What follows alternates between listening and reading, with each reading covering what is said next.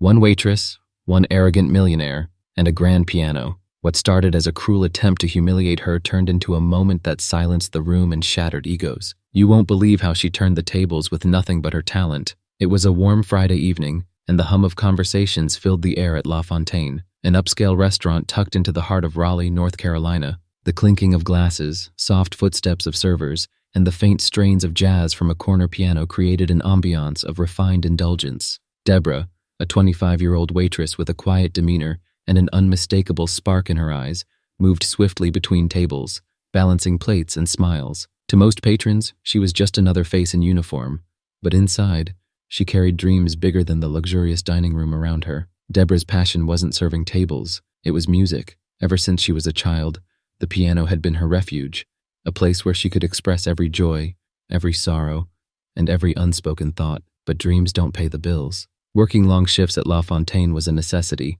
a stepping stone toward the music academy she longed to attend. Few knew about her talent, except for the restaurant staff, who occasionally caught her stealing moments at the old upright piano in the back room during breaks.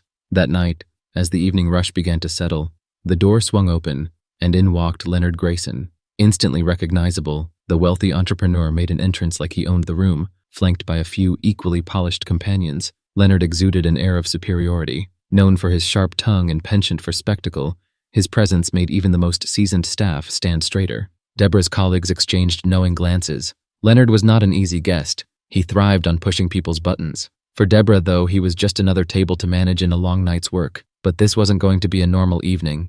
As Leonard scanned the room, his gaze landed on Deborah. Something about her seemed to catch his attention. A momentary pause, then a smirk. Deborah felt the weight of his stare but brushed it off, focusing instead on refilling water glasses and clearing plates. But Leonard wasn't done with her. He'd already decided she was going to be his entertainment for the night.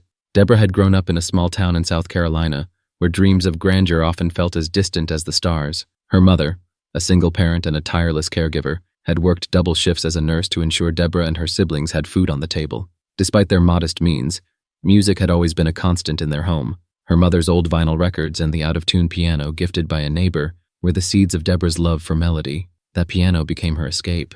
While other kids played outside, Deborah spent hours teaching herself to play. She mimicked the songs on the radio, then ventured into classical pieces she found in secondhand music books. Her talent didn't go unnoticed. She played at church, school recitals, and community events, but recognition couldn't mask the financial hurdles that loomed over her dreams. By the time she turned 18, the reality was clear. A professional music career would have to wait. Scholarships didn't come through, and family responsibilities took precedence. Deborah packed away her concert ambitions, replacing them with the practicality of earning a living. Yet, she couldn't entirely give up. The piano was more than a dream. It was her identity. When she moved to Raleigh a few years ago, Deborah sought out a job at La Fontaine, not just because of the pay, but because of the grand piano tucked into the corner of the restaurant. Even though she rarely had time to play it, just knowing it was there gave her a sense of comfort. Music hadn't left her. It was simply waiting. That night, as Leonard and his entourage took their seats, Deborah approached their table, balancing a tray with practiced grace.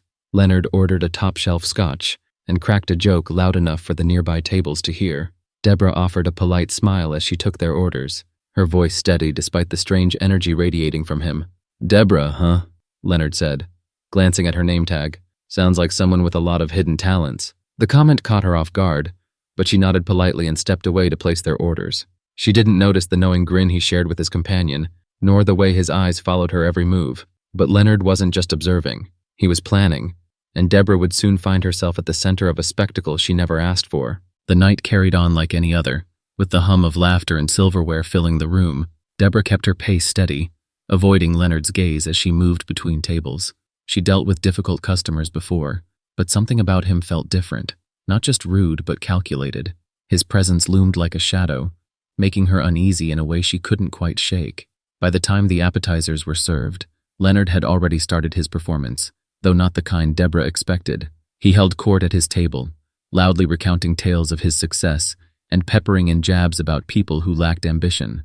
His entourage laughed dutifully, while other diners shot annoyed glances in his direction.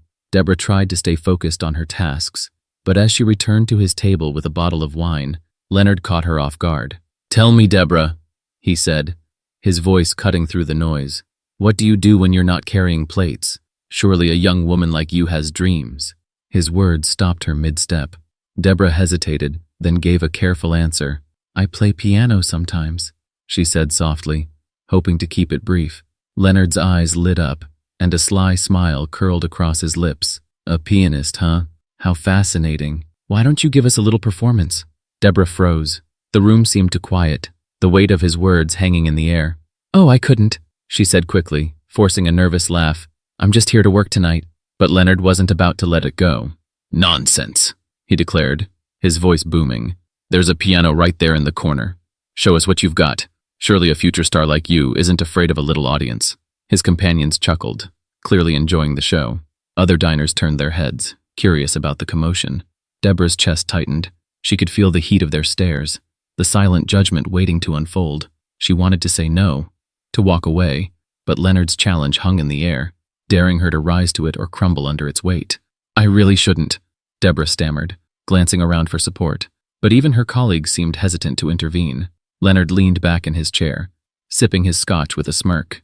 Ah, I see, he said mockingly. All talk, no talent. That's disappointing. The words hit like a slap. Deborah's hands clenched at her sides.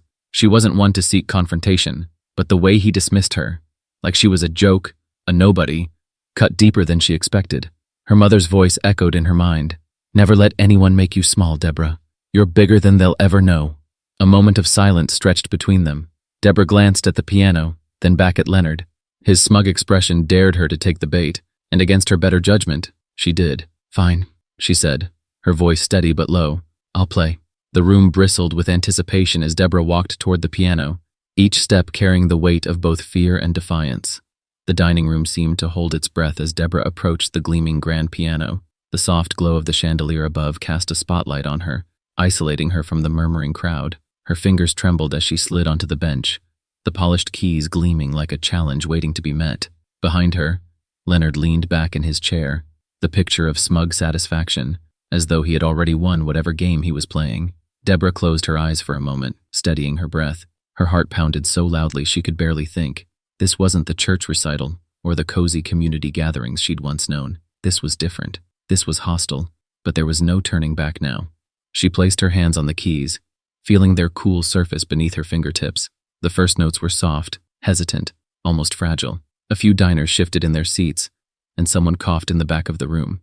Deborah ignored them, her focus sharpening as she leaned into the music. She chose a piece she knew by heart, a soulful rendition of Clair de Lune by Debussy. The melody spilled into the room, weaving through the air like a thread, delicate but unyielding. As her confidence grew, the music swelled. Her hands moved with a grace that belied the chaos inside her, the notes pouring out like a confession.